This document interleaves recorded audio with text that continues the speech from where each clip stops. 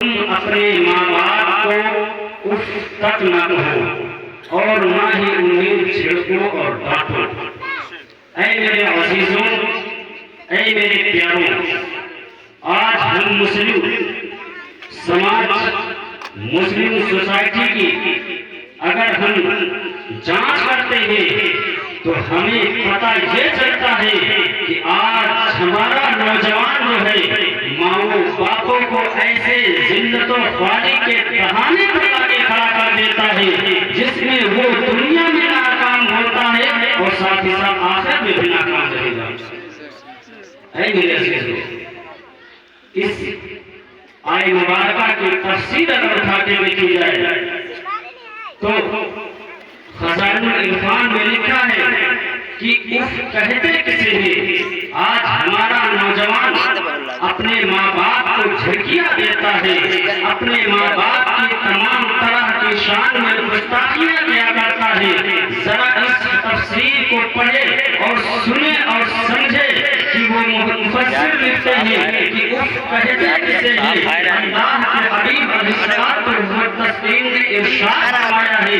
جب میدان جنگ میں گھوڑے دوڑائے جاتے ہیں، گھوڑے دوڑائے جانے کے وقت گھوڑے کے اور تار جب زمین پر پڑتی ہے، زمین کی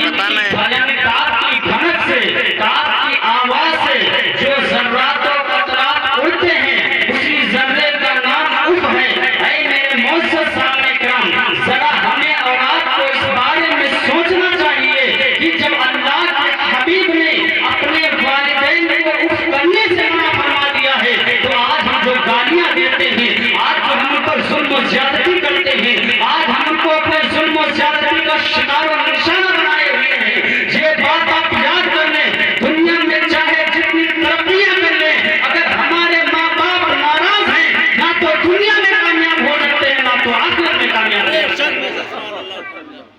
اے میرے نوجوانوں، ماں باپ کا مرتبہ کیا ہے؟ سوچیں، ایک صحابی رسول اللہ کے حبیب علیہ السلام کی بارگاہ میں آتے ہیں اور عرض کرتے ہیں، اے خلاق کائنات کے پیارے رسول، میرے سب سے زیادہ حسن اخلاق کا حقدار کون ہے؟ اللہ کے حبیب علیہ السلام نے ارشاد فرمایا کہ تمہارے سب سے زیادہ حسن اخلاق کا اگر کوئی حقدار دنیا میں کوئی تمہاری ماں ہے۔ اے میرے عزیزوں، اسی طرح اس صحابی رسول نے اللہ کے حبیب سے 3 مرتبہ سوال کیا، اللہ کے حبیب نے 3 مرتبہ یہی جواب عنایت فرمایا کہ تمہارے حسن و سلوک کا حسن سلوک کی سب سے زیادہ حقدار تمہاری ماں ہے، اس کے بعد میں باپ کا درجہ عنایت فرمایا ہے۔ اب اسی کے مابین ایک صحابی رسول آ جاتے ہیں اور عرض کرتے ہیں، اے اللہ کے حبیب علیہ السلام و تسلیم، میں نے اپنے ماں کو اپنے کندھوں پہ بٹھا کے پیدل حج بیت اللہ شریف کرایا ہے، یا میں نے اپنے ماں کے حق کو ادا کر دیا ہے؟ اے میرے نوجوانوں، ذرا یاد کرنا، آج ہم اور آپ کہتے ہیں تھوڑی سی رقم ماں کے ہاتھ میں رکھ دیتے ہیں اور کہتے ہیں میں نے ماں کے دودھ کا حق ادا کر دیا ہے، میں نے ماں کی آسائش کے حق کو ادا کر دیا ہے۔ ذرا اس حدیث رسول کو سننا، خود آپ اندازہ لگا لینا، جب اللہ کے حبیب کی بارگاہ میں وہ صحابی رسول عرض کرتے ہیں، اے اللہ کے کائنات کے پیارے رسول، ذرا یہ بتا دیں، میں نے اپنی ماں کو اپنے کندھوں پہ بٹھا کے حج بیت اللہ شریف کرایا ہے، یا میں نے اپنی ماں کے حق کو ادا کر دیا ہے؟ اب پیارے آقا کریم رسول رحیم صلی اللہ تعالی علیہ وسلم ارشاد فرماتے ہیں، اے میرے صحابی رسول سنو، تم اس بات پر خوش فہم ہو گئے ہو، تم اس بات پر خوشی کا اظہار کر رہے ہو، تم اس بات پر مسرور و مفروضیت کا اظہار کر رہے ہو کہ تم نے ماں کے حق کو ادا کر دیا ہے۔ اگر لے گئے میرے صحابی رسول، یاد رکھ لو، اگر تم اپنے ماں کو اپنے کندھوں پر بٹھا کر کے ایک حج نہیں بلکہ پوری زندگی حج بیت اللہ شریف کراتے رہو، اور یوں نہیں بلکہ عرب کی ریتیلی زمین جو یعنی گرم ہو جائے اس پر تم ننگے قدم چلتے رہو، یعنی بغیر قدم یعنی بغیر چپلوں کے تم چلتے رہو اور حج بیت اللہ شریف کراتے رہو، طواف بھی کراتے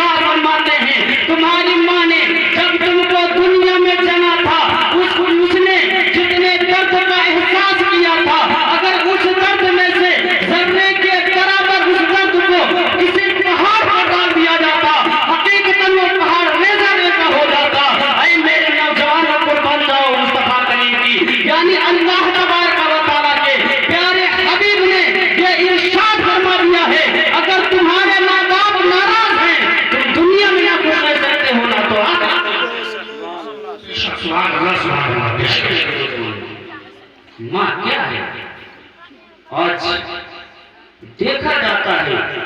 ہم نمازوں سے دور ہیں. یقین جان لو آج کل ہم اپنے نوجوان کو سمجھیں.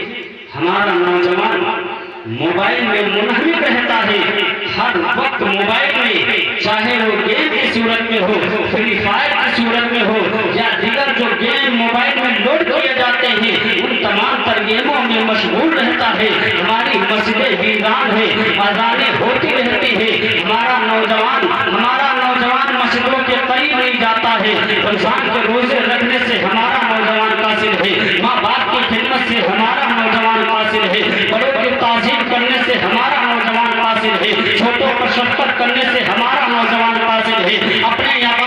عزیز و اقارب کی الفت و محبت کو یعنی بہکانے میں ہمارا نوجوان ساتھی ہے. اے میرے معزز سامنے کرام، یقین جان لو آج اگر ہم اس بہانے پر آ گئے ہیں تو یہ صرف موبائل کی خرافات ہے. کسی شاعر نے کیا خوب کہا ہے، نیٹ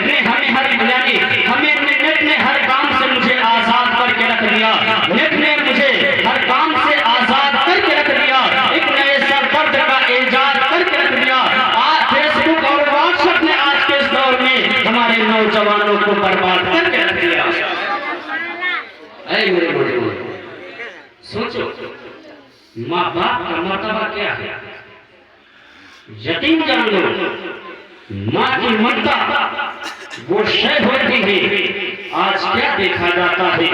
ہمارے نوجوان کی شادی ہو جاتی ہے، ماں باپ کے احسانوں کو بھلا دیتا ہے. حقیقت جان لو میرے نوجوانوں، اگر ہمارے اور آپ کے ماں باپ ناراض ہیں، یقین مانو دنیا ہمیں جب تک جہنم کی طرح لگے گی، اور حقیقت دنیا جہنم ہے ہی. اے میرے نوجوانوں ذرا یقین جان لو، اگر تم فکر و فاقہ کی مصیبتوں میں ہو، تمہارے اوپر دکھ و تکلیف کے آلام ہیں، تمہارے اوپر مصیبتیں ڈھائی جا رہی ہیں، تمہارے گھر میں فکر و فاقہ ہے، تمہارے روزی میں برکت نہیں ہو رہی ہے، جو تم کماؤ حقیقتاً اس میں سے اپنی شریک حیات بیوی صاحبہ کے لیے بھی لے کر اس میں سے کچھ آؤ، لیکن تھوڑا سا اسی میں سے اپنی پیاری ماں کی بارگاہ میں پیش کر دو، اپنے ابو جان کی بارگاہ میں پیش کر دو. اے میرے نوجوانوں ذرا یاد رکھنا، اگر وہ تھوڑی سی شے جو تم اپنے ماں باپ کی خدمت میں پیش کرتے ہو اگر وہ کھائیں گے، رات کی تنہائی میں عشاء کی نماز ادا کریں گے،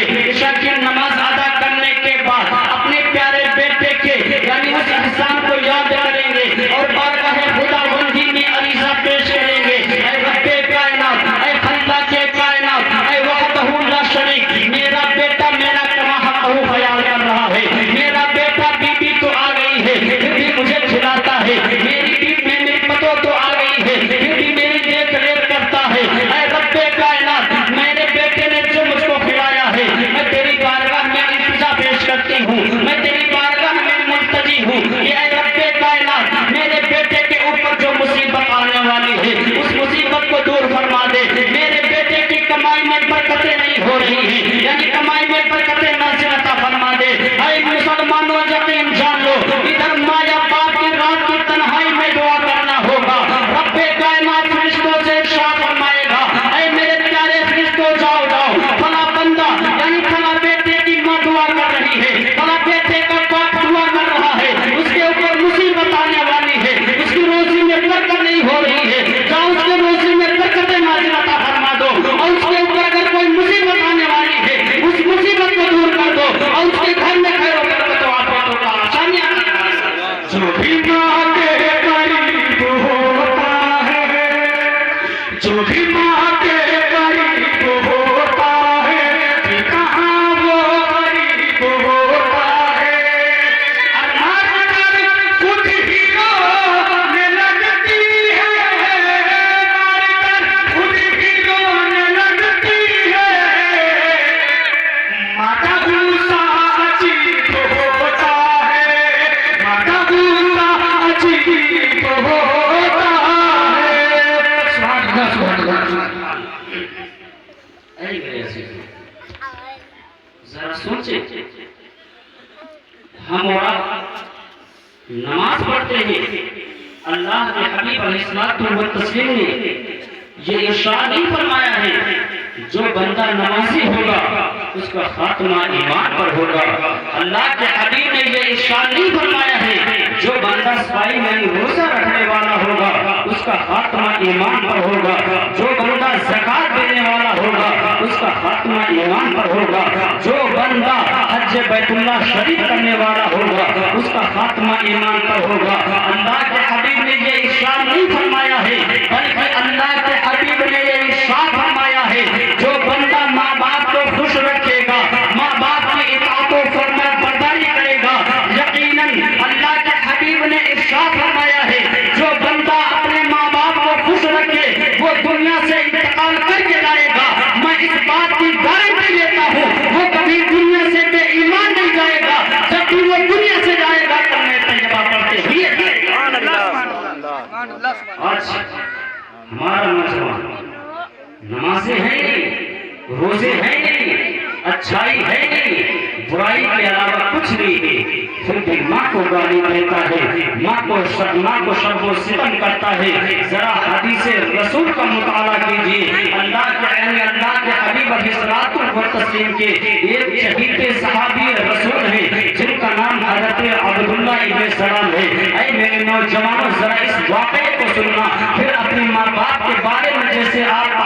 روش اختیار کر بیٹھے ہیں حقیقت ہم یہ تمام پر روش چھوڑ بیٹھیں گے۔ اللہ کے پیارے چہیتے صحابی رسول ہے جن کا نام حضرت عبداللہ ابن سلام ہے۔ جب اللہ کے حبیب علیہ الصلوۃ والتسلیم مسجد نبوی شریف میں نماز پڑھاتے آپ نے صحابہ اکرام سے ارشاد فرمایا، اے میرے جانبدار صحابہ ذرا یہ بتا دو چند دن ہو گئے ہیں، کچھ دن ہو گئے ہیں میرے پیارے صحابی حضرت عبداللہ ابن سلام نماز نہیں پڑھنے آ رہے ہیں۔ صحابہ اکرام نے عرض کیا کہ اے اللہ کے حبیب علیہ الصلوۃ والتسلیم ان کی طبیعت علیل ہے، وہ بیمار ہیں، وہ بہت زیادہ ہی بیمار ہیں۔ اللہ کے حبیب نے ارشاد فرمایا چلو ہم لوگ نماز کے بعد ان کی عیادت کے لیے چلتے ہیں۔ اے میرے نوجوانوں اگر کوئی بیمار ہو جائے اس کے پاس جانا مصطفیٰ کریم کی سنت ہے۔ اے میرے نوجوانوں جب اللہ کے حبیب علیہ الصلوۃ والتسلیم صحابہ کرام کے ساتھ یعنی صحابہ کرام کے جمع غفیر کے ساتھ صحابہ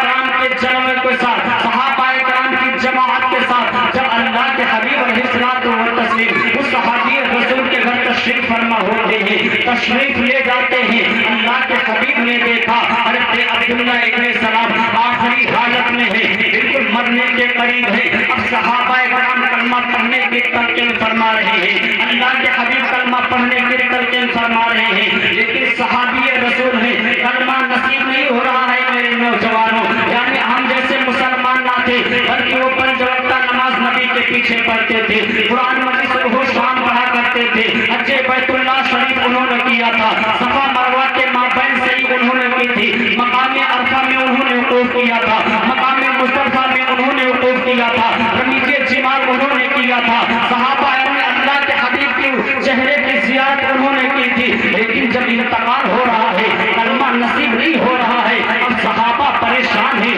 اب صحابہ اللہ کے حبیب کی بارگاہ میں عرض کرتے ہیں آخرکار صحابی کلمہ کیوں نہیں پڑھ پا رہے ہیں؟ اللہ کے حبیب نے ارشاد فرمایا ان کی شریک حیات کو بلایا جائے، ان کی بیوی صاحبہ کو بلایا جائے، جب ان کی زوجہ کو بلایا جاتا ہے ان کی شریک حیات کو بلایا جاتا ہے۔ اللہ کے حبیب نے ارشاد فرمایا اے نیک پاک دامن بیوی ذرا یہ بتا دو کیا انہوں نے تمہارے حق کو ادا کیا ہے؟ اب وہ نیک پاک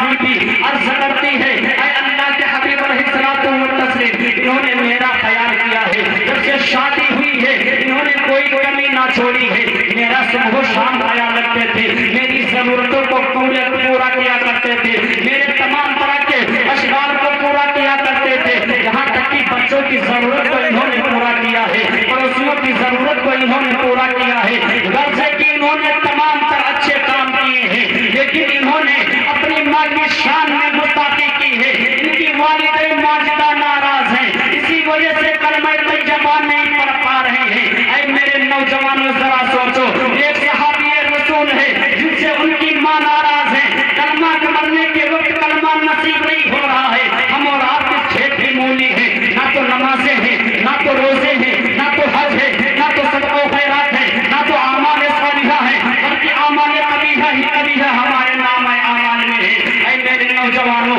اب اللہ کے حبیب نے ان کی امی جان کو بلاتے ہیں، ان کی والدہ ماجدہ کو بلایا اور ارشاد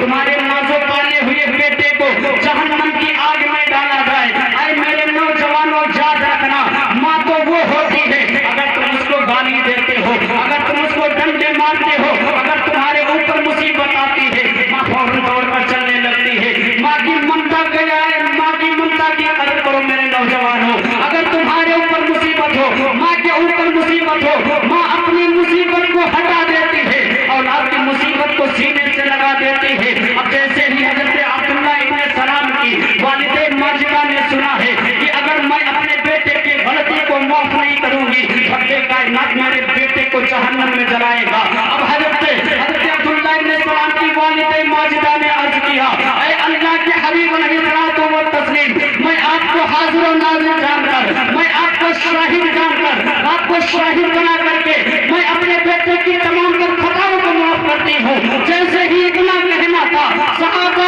کرام ارشاد فرماتے ہیں کہ جیسے اس کی ماں نے اپنے بیٹے کی گستاخیاں معاف کی ہے، فوراً میں تجربہ نصیب ہو جاتا ہے۔ اے میرے نوجوانوں، اللہ کے حبیب نے کسی عمل پر ایمان کی گارنٹی نہیں لی ہے، اگر ایمان کی گارنٹی لی ہے تو مار کی ہمت نعرے تکبیر، نعرے رسالت، نعرے رسالت، مسلک اعلیٰ حضرت، مسلک اعلیٰ حضرت، تعلیمات اعلیٰ حضرت، تعلیمات اعلیٰ حضرت، نعرے تکبیر، نعرے رسالت۔ ماں کی قدر حقیقت آج جادو بھائی نے اپنے بیٹے کا عقیقہ کیا ہے، تمام تشکر کے طور پر جانور ذبح کیے ہیں۔ یہ نیک بختی اور خوش بختی کی علامت ہے۔ یقیناً ایسی سعادتیں انہیں کو میسر آتی ہیں جو علماء سے قریب ہوتے ہیں، جو اپنے ماں باپ کی مطیع و فرما بردار رہتے ہیں۔ اے میرے نوجوانوں، ذرا یاد رکھو، حقیقی ماں کا درد وہ درد ہوتا ہے، لاکھ دنیا میں کتنی بھی محبت مل جائے لیکن ماں کی محبت کے برابر کوئی محبت نہیں ہو سکتی ہے۔ ذرا ایک آیت میں بتاتا ہوں، یعنی ایک آرٹیکل میں نے پڑھا تھا، وہ آرٹیکل یہ تھا کہ ایک آدمی تھا، اس کے ایک بیٹا تھا، اس کی بیوی کا انتقال ہو جاتا ہے، بچہ ابھی صرف 3 یا 4 سال کا ہے۔ اے میرے نوجوانوں، ابھی وہ نوجوان تھا، اس نے دوسری شادی کی ہے، جب وہ دوسری شادی کر لیتا ہے، اب جس سے ہم اور آپ تنہائی میں بیٹھتے ہیں تو بیٹا باپ سے کھیلتا ہے، باپ بیٹے سے کھیلتا ہے، ایسے ہی وہ اپنے پیارے بیٹے کے ساتھ کھیل رہا تھا اور بیٹا بھی باپ سے کھیل رہا تھا۔ اب پیارے بیٹے سے باپ نے ارشاد فرمایا، اے میرے پیارے بیٹے ذرا یہ بتا دو، کیا تم نے کبھی اپنی اس ماں اور اس ماں کے درمیان کوئی فرق پایا تھا؟ یعنی اپنی سگی ماں اور سوتیلی ماں کے درمیان کچھ فرق پایا ہے؟ اب وہ پیارا بیٹا زاروں قطار رونے لگتا ہے، آنکھیں اشکبار ہو جاتی ہے، چہرہ نم ہو جاتا ہے، چہرہ آنسوؤں سے تر ہو جاتا ہے اور ابو جان کے دامن کو پکڑ کر عرض کرتا ہے، اے میرے پیارے ابو جان، آپ یہ پوچھ رہے ہو کہ میری سوتیلی ماں اور میری سگی ماں کے درمیان کچھ فرق ہے؟ تو اے میرے پیارے ابو جان، حقیقت میں میری سوتیلی ماں اور میری حقیقی